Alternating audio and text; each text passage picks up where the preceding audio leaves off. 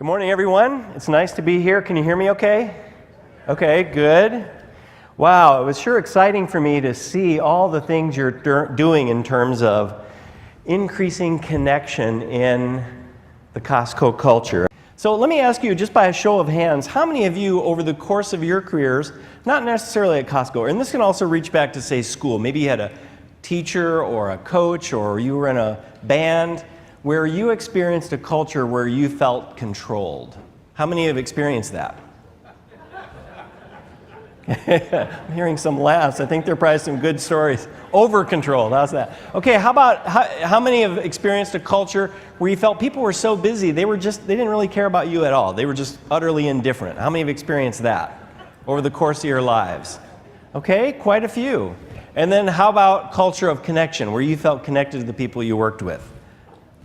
Okay, all the hands should go up hopefully for that. Okay, good. So most of you,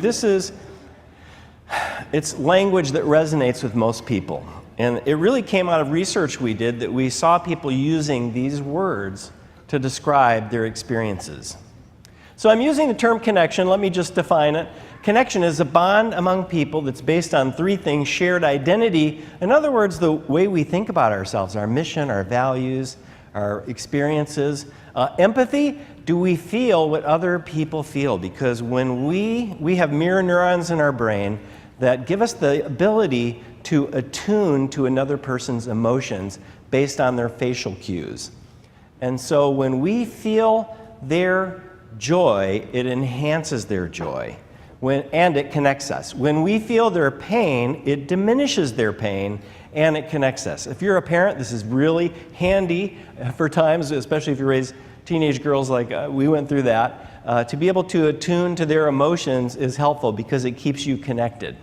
And it also brings about a unity. All three of these things, identity, empathy, and understanding, bring about a sense of connection and unity among a group. And then finally, understanding, shared understanding. Are we on the same page about where we're going, how we're going to get there, why it's important, what my role is, why my role is important, things like that.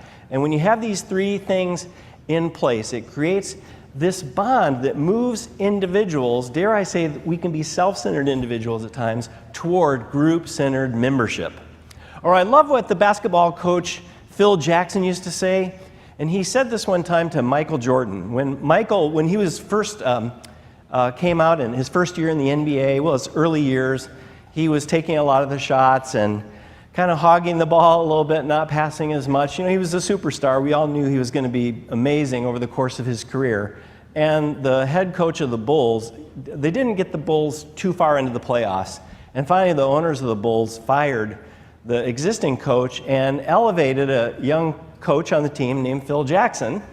And Jackson sat down with Michael and said, you know, Michael, if we're going to win NBA championships, you have to surrender the me for the we. And you oftentimes come to practice, and you practice, and you're the first person to leave. When we're touring, you're with your entourage rather than your teammates. Your teammates want to connect with you, and you need to surrender the me for the we if we're going to win the NBA championship. And the great thing about Michael Jordan is he had the humility to really listen to his coach's feedback, and he started showing up at practice early and working with young rookies like B.J. Thomas, I think it was, out of Iowa. I think of, being coached by Michael Jordan, what kind of impact, mentored by Michael Jordan, what kind of impact would that have? Or just like your staff being, and your supervisors being mentored by you, it really helped the Bulls. And that's when they went on to win 6 NBA championships. So wildly successful how Michael began connecting. He was a leader on the team, he began connecting, and it had a profound impact. So I built in a couple of exercises because we really learn about connection when we do it. I think it's important to understand how important it is, and so we'll talk about some of the research and give you a framework that will help you think through connection, because you're responsible for creating these cultures of connection among the people you lead. But it's also helpful just to do these exercises. And I know you've been sitting for a while, so why don't you do this? Stand up and pair up with another person at your table and find things you have in common outside of work. So this is a competitive exercise, and I hope you can find at least 10 things, okay? Okay, how many think they found at least 10 things you had in common? Okay, a few out there. All right, good. Some Uber connectors. So this is a great way to connect with new employees, to find out. One of my favorite questions is, what are your interests outside of work? And then try to find something where you sense some spark in the way they talk about it. And it's a great way to remember something that's really important to them that'll help you connect in the future. Okay, in our work, we spent, after I left Wall Street, I put together a team. We spent several years really looking at following the clues, trying to understand all the research on connection, wherever it led, and eventually it pointed us to this, how important connection is. So I want to show you a couple things, including a couple video clips that reflect research on connection. Babies this young are extremely responsive to the emotions and the reactivity and the social interaction that they get from the world around them. This is something that we started studying 30, 40 years ago, when people didn't think that infants could engage in social interaction. In the still face experiment, what the mother did was she sits down and she's playing with her baby, who's about a year of age. Oh, you my good girl. Oh. And she gives a greeting to the baby gives a greeting back to her. Yeah. This baby starts pointing at different places in the world, and the mother's trying to engage her and play with her. They're working to coordinate their emotions and their intentions, what they want to do in the world. And that's really what the baby is used to. And then we ask the mother to not respond to the baby. The baby very quickly picks up on this, and then she uses all of her abilities to try and get the mother back. She smiles at the mother. She points because she's used to the mother looking where she points. The baby puts both hands up in front of her and says, "What's happening here?" She makes that screechy sound at the mother, like, come on, why aren't we doing this? Even in this 2 minutes, when they don't get the normal reaction, they react with negative emotions, they turn away, they feel the stress of it, they actually may lose control of their posture because of the stress that they're experiencing. Okay. I'm here. And what are you doing? Oh, yes. Oh, what a big girl. It's a little like the good, the bad, and the ugly. The good is that normal stuff that goes on, that we all do with our kids. The bad is when something bad happens, but the infant can overcome it. After all, when you stop the still face, the mother and the baby start to play again.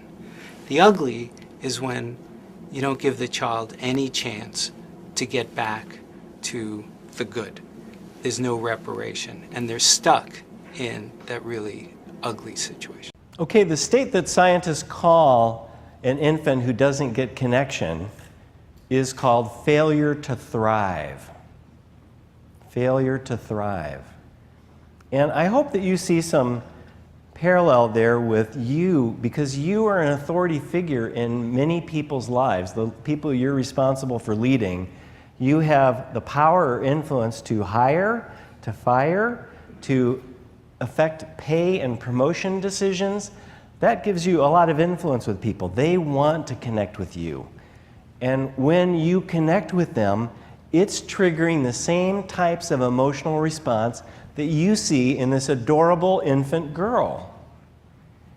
And at the same time, when you go still face, when you show indifference, it sends a warning sign to them. And their bodies react in the same way that this infant girl does. But one difference is that their brains, an adult brain has developed a cortex which controls speech. It helps us regulate our emotions, and they can hide what they're feeling. that infant does not have a developed cortex. What she feels, you see rather quickly. Did you notice how quickly she, when the mother reconnected with her, how quickly she turned? It was almost just a couple seconds.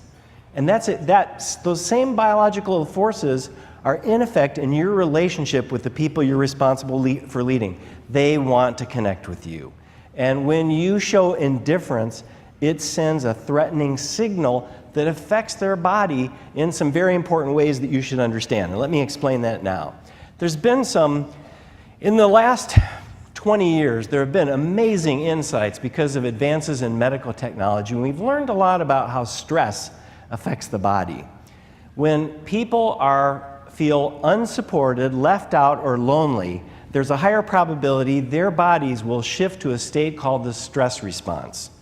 And when they do, the body almost instantaneously starts to reallocate blood, glucose, and oxygen, in other words, our fuel, to the fight or flight systems. To the heart will beat faster. The lungs will breathe faster to take in more oxygen.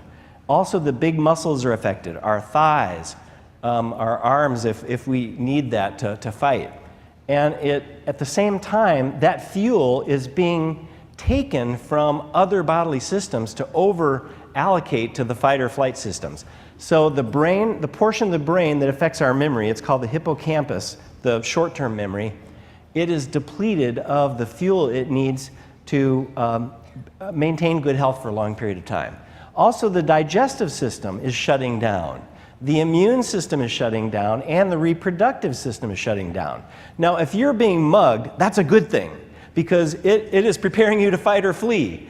But if you feel unsafe in the warehouse culture you're working in, and you feel like you're constantly being criticized, and your job's on the line, and it's actually going to impair your ability to correct your behavior so that you will perform well, because your body is working against that. It's shutting down part of the body, and if you're stuck in that state, it will shave years off your life. You'll have problems with your memory. You'll have problems making rational decisions.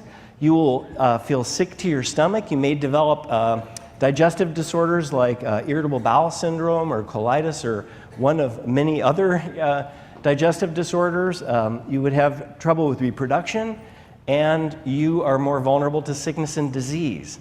So it's important for the health and wellness of the people we are responsible for leading that we create a culture where they feel connected to you as a supervisor, to their colleagues at work, to your members. And when you do, that's when the body operates at a state of balance, or what we call homeostasis, so that all those bodily systems get the blood, glucose, and oxygen, the fuel they need to perform at the top of their game. Okay, and this is, you can think about if you're a parent or a spouse or with your friends, this also applies. Creating that sense of connection helps us thrive and it helps us deal with stress. And we all know we go through stressful times in life. Some are personal, some are related to our business when we face business struggles, and we do from time to time. We go through difficult economic conditions, but when we pull together, it creates this effect. We like to say that connection is the force that transforms a dog-eat-dog culture into a sled dog team that pulls together and overcomes adversity. Every organization, every individual faces that.